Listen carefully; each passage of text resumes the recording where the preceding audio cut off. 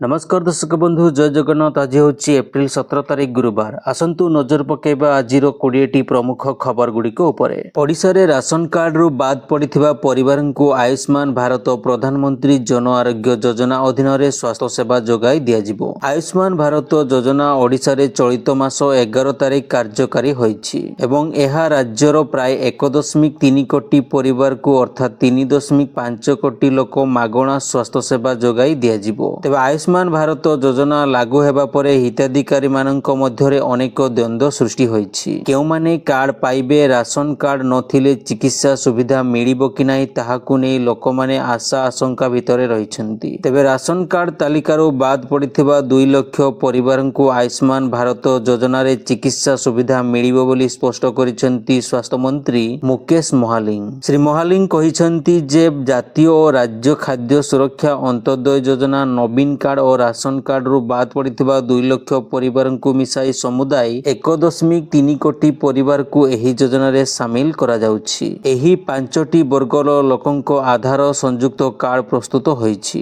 राज्य रे 48,000 रु अधिक आशा कर्मी थिबा बेले सेमाने घर को घर बुली हिताधिकारी माननकु कार्ड बांटिबे। परिवार रो पुरुषंकु 5 लाख एवं महिलांकु 10 लाख टंका पर्यंत चिकित्सा सुविधा मिलिबो। सेपरि 70 वर्ष रु अधिक वयस्कंकु आयुष्मान भारत वय वंदना योजना रे 5 लाख सुविधा मिलिबो। परवर्ती खबर विद्यालय और गणशिक्षा विभाग पक्षरु चलित शिक्षा वर्ष पई एकाडेमिक कैलेंडर प्रकाश पाइछि। एथिरे कार्य दिवस ठु आरंभ करी छुट्टी परीक्षा समय आदि प्रकाश करा जाइछि। एकाडेमिक कैलेंडर अनुसार मे 6 रु जून 19 तारिख जाय खरा छुट्टी पई स्कूल बंद रहिबो। चलित शिक्षा वर्ष रे 52टी रविवार रहिछि। एथिसह 80टी पूजा और विभिन्न छुट्टी रहिछि। अतिरिक्त 2टी छुट्टी मध्य रखा जाइछि। 221टी कार्य दिवस अछि अर्थात शिक्षक माने 231 दिन स्कूल आसीबे। शिक्षा कैलेंडर को पालन करिबाकू समस्त जिला शिक्षा अधिकारी को कुहा जाइछि। परवर्ती खबर ट्रेन यात्री पई खुशी खबर। एबे चलंता ट्रेन भितरु उठाई परिबे टंका। चेकबुक ऑर्डर करिबा सह स्टेटमेंट मध्य पाई परिबे कारण ट्रेन रे लागिबो एटीएम जहार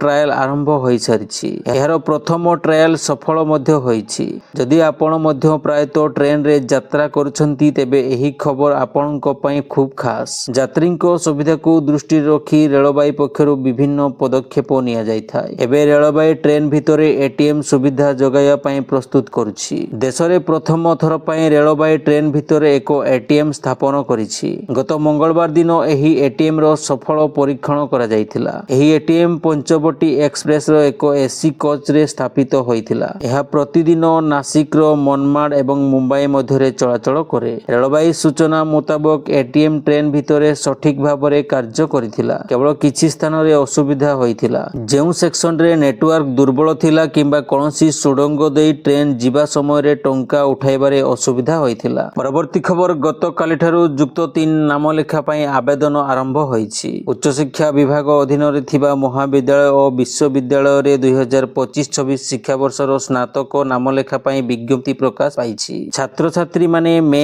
20 तारिख पर्यंत आवेदन करि परिबे। आवेदन रे कोनोसी त्रुटि थिले 21 और 22 तारिख रे संशोधन करि परिबे।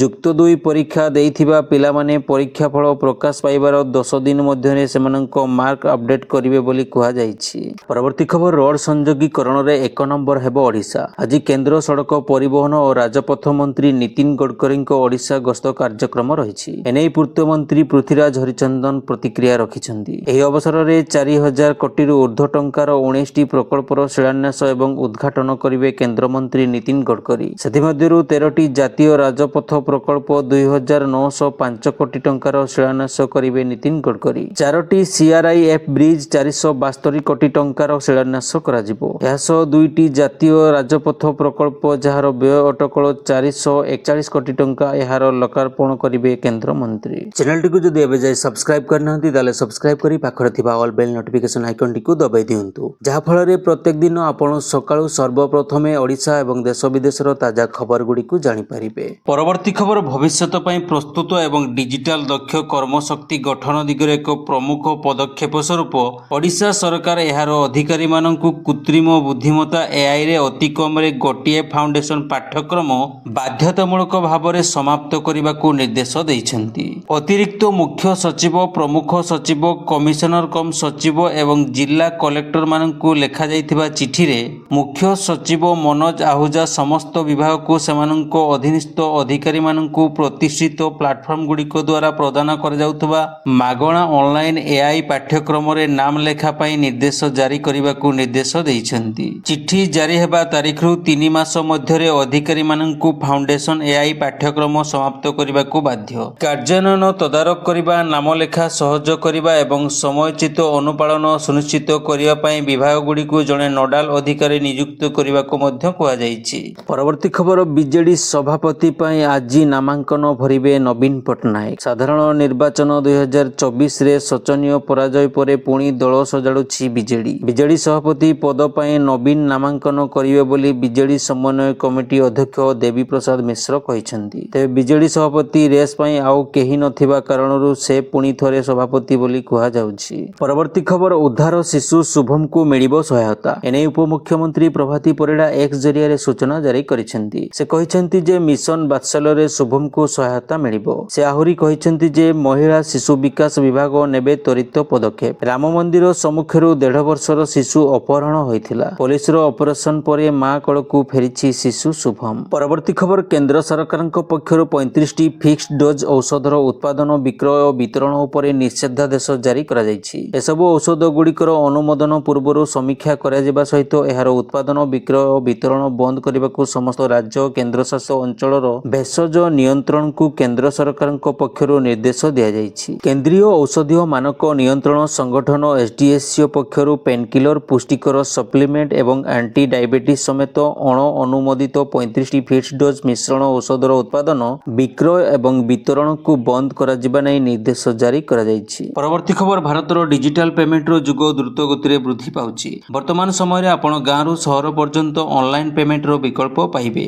ଏହାକୁ ଦୃଷ୍ଟିରେ ରଖି ଫୋନପେ ଏକ ନୂଆ ଫିଚର ୟୁପିଆଇ ସର୍କଲ ଲଞ୍ଚ କରିଛି, ଯାହା ଆପଣଙ୍କୁ ଆପଣଙ୍କ ୟୁପିଆଇ ଆକାଉଣ୍ଟରୁ ଆପଣଙ୍କ ପରିବାର କିମ୍ବା ବନ୍ଧୁମାନଙ୍କୁ ପେମେଣ୍ଟ କରିବାର ବିକଳ୍ପ ପ୍ରଦାନ କରେ। ସେମାନଙ୍କର ନିଜସ୍ୱ ବ୍ୟାଙ୍କ ଆକାଉଣ୍ଟ ନଥିଲେ ବି ଫୋନପେ ଆପ୍ରେ ଏହାର ଲାଭ ସହଜରେ ପାଇବେ। ପରବର୍ତ୍ତୀ ଖବର, 18 ଜିଲ୍ଲାକୁ ମିଳିଲା ବିଜେଡି ସଭାପତି। ବିଜେଡି ସାଂଗଠନିକ ନିର୍ବାଚନରେ 18 ଜିଲ୍ଲାର ସଭାପତି ଚୟନ ସରିଛି। ଆଉ ଏହାପରେ କିଏ କେଉଁ ଜିଲ୍ଲାର ବିଜେଡି ସଭାପତି ହୋଇଛନ୍ତି ସେ ନେଇ ଆସିଛି ସୂଚନା। ମିଳିଥିବା ସୂଚନା ମୁତାବକ ପୁରୀ ଜିଲ୍ଲା ବିଜେଡି ସଭାପତି ଭାବେ ଉମା ସାମନ୍ତରାୟ ନିର୍ବାଚିତ ହୋଇଛନ୍ତି। ପରବର୍ତ୍ତୀ ଖବର, କଳାହାଣ୍ଡି ଜିଲ୍ଲା ଜୁନାଗଡ଼ ଗୋଷ୍ଠୀ ସ୍ୱାସ୍ଥ୍ୟ କେନ୍ଦ୍ରରେ କାର୍ଯ୍ୟରତ ସ୍ତ୍ରୀ ଓ ପ୍ରସୂତି ବିଭାଗର ଡାକ୍ତର ତପନ କୁମାର ତ୍ରିପାଠୀଙ୍କ ଘରେ ବୁଧବାର ସକାଳୁ ଭିଜିଲାନ୍ସ କଟକ ବିଭାଗ ପକ୍ଷରୁ ଚଢ଼ାଉ କରାଯାଇଛି। ଆୟ ବହିର୍ଭୂତ ସମ୍ପତ୍ତି ଠୁଳ ଅଭିଯୋଗରେ ତ୍ରିପାଠୀଙ୍କ ଶ୍ୱଶୁର ଅନୁଗୁଳ ଜିଲ୍ଲା ଆଠମଲ୍ଲିକ ବ୍ଲକ ସହକାରୀ ନିର୍ବାହୀ ଯନ୍ତ୍ରୀ ରାମଚନ୍ଦ୍ର ଶତପଥୀଙ୍କ ଘରେ ଭିଜିଲାନ୍ସ ରେଡ୍ କରିଥିଲା। ଏହି ସମ୍ପର୍କରେ ଜୁନାଗଡ଼ ହସ୍ପିଟାଲରେ କାର୍ଯ୍ୟରତ ଜ୍ୱାଇଁ ଡାକ୍ତର ତ୍ରିପାଠୀଙ୍କ ଭଡ଼ା ଘରେ ରେଡ୍ ହୋଇଥିବା ସୂଚନା ମିଳିଛି।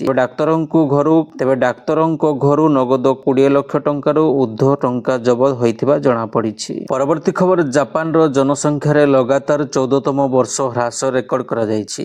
ଜନ୍ମହାରର ହ୍ରାସର ସଙ୍କଟ ଦେଇ ଗତି କରୁଥିବା ଜାପାନ ପାଇଁ ଏହି ସ୍ଥିତି ଚିନ୍ତାଜନକ।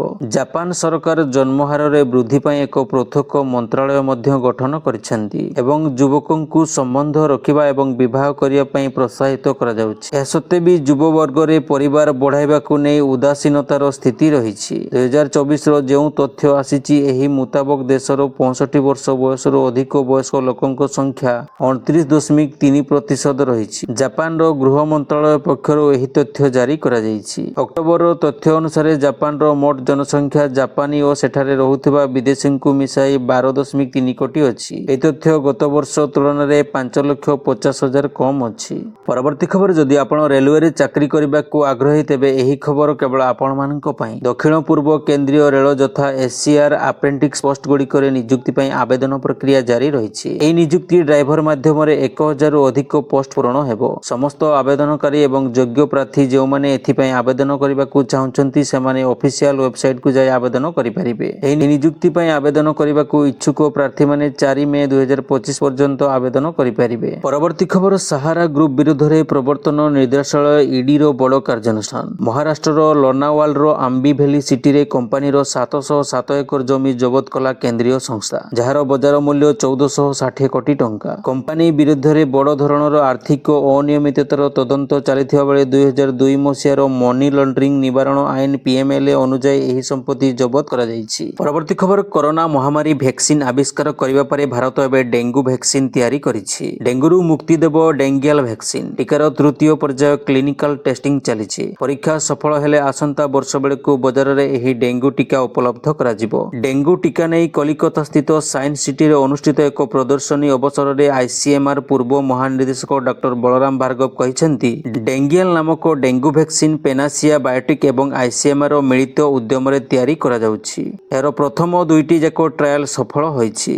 ତୃତୀୟ ଚରଣ ପରୀକ୍ଷା 10,335 ଜଣଙ୍କଠାରେ ପ୍ରୟୋଗ କରାଯାଇଛି, ଯାହା 18 ରାଜ୍ୟ ଓ କେନ୍ଦ୍ରଶାସିତ ଅଞ୍ଚଳର 19ଟି ପରୀକ୍ଷା କେନ୍ଦ୍ରରେ କରାଯାଉଛି। ଡେଙ୍ଗୁ ଭ୍ୟାକ୍ସିନ ବ୍ୟତୀତ ଅଗଷ୍ଟ ସୁଦ୍ଧା ବ୍ରେଷ୍ଟ ଓରାଲ ଓ ସର୍ଭାଇକାଲ କ୍ୟାନ୍ସର ଭ୍ୟାକ୍ସିନ ଲଞ୍ଚ କରାଯିବ। ଏହାଦ୍ୱାରା ସବୁ ବର୍ଗର ମହିଳାଙ୍କୁ କ୍ୟାନ୍ସରଠାରୁ ଛୁଟକାରା ମିଳିବ। ପରବର୍ତ୍ତୀ ଖବର, ଜଷ୍ଟିସ ବିଆର ଗଭାଇ ହେବେ ଦେଶର ପରବର୍ତ୍ତୀ ସିଜିଆଇ। ଆଇନ ମନ୍ତ୍ରାଳୟକୁ ସୁପାରିଶ ପଠାଇଲେ ସିଜିଆଇ ସଞ୍ଜୀବ ଖାନ୍ନା। ବର୍ତ୍ତମାନର ପ୍ରଧାନ ବିଚାରପତି ସଞ୍ଜୀବ ଖାନ୍ନାଙ୍କ କାର୍ଯ୍ୟକାଳ 13 ମେରେ ଶେଷ ହେବ। ଜଷ୍ଟିସ ଗଭାଇ ଦେଶର 52ତମ ପ୍ରଧାନ ବିଚାରପତି ହେବେ। ସେ 14 ମେରେ ଦେଶର ପରବର୍ତ୍ତୀ ସିଜିଆଇ ଭାବରେ ଶପଥ ନେବେ। ସୁପ୍ରିମକୋର୍ଟର ପରବର୍ତ୍ତୀ ସିଜିଆଇ ଲାଗି ଜଷ୍ଟିସ ଗଭାଇଙ୍କ ନାମକୁ ସିଜିଆଇ ସଞ୍ଜୀବ ଖାନ୍ନାଙ୍କ ଆଇନ ମନ୍ତ୍ରାଳୟକୁ ପଠାଯାଇଥିଲା। ଆଇନ ମନ୍ତ୍ରାଳୟ ସିଜିଆଇ ସଞ୍ଜୀବ ଖାନ୍ନାଙ୍କୁ ପରବର୍ତ୍ତୀ ସିଜିଆଇ ନାମକ ସୁପାରିଶ କରିବାକୁ କହିଥିଲେ। ସେହି ଆଧାରରେ ନିଷ୍ପତ୍ତି ହୋଇଛି। ଜଷ୍ଟିସ ଗଭାଇଙ୍କ ନାମରେ ବାଜିଛି ମୋହର। ପରବର୍ତ୍ତୀ ଖବର, ଯାତ୍ରା ମାଲିକ ମହାସଂଘର ଆକ୍ସନ ପରେ ଯାତ୍ରା କଳାକାର କର୍ମଚାରୀ ମହାସଂଘର ବି ରିଆକ୍ସନ। ବୟକଟ ଜବାବରେ ବର୍ଜନ ଚେତାବନୀ। ବରିଷ୍ଠ ହାସ୍ୟ ଅଭିନେତା ନରୀ ପଣ୍ଡା ଓ ପ୍ରତାପ ମହାନ୍ତିଙ୍କୁ ଯାତ୍ରା ମାଲିକ ସଂଘ ବ୍ୟାନ୍ କରିବା ପରେ ଗତକାଲି ବସିଥିଲା ଯାତ୍ରା କଳାକାର କର୍ମଚାରୀ ମହାସଂଘର ଗୁରୁତ୍ୱପୂର୍ଣ୍ଣ ବୈଠକ। ଏ ବୈଠକରେ ଯାତ୍ରା କଳାକାରମାନେ ଖୋଲାଖୋଲି ମାଲିକଙ୍କୁ ଶୁଣାଇ ଦେଇଛନ୍ତି ଚରମ ବାଣୀ। କଳାକାରମାନଙ୍କୁ ବ୍ୟାନ୍ ନିଷ୍ପତ୍ତି ପ୍ରତ୍ୟାହାର ନ କରାଗଲେ ଯାତ୍ରାକୁ ବର୍ଜନ କରାଯିବ ବୋଲି ସଂଘର ବୈଠକରେ ଚେତାବନୀ ଦିଆଯାଇଛି।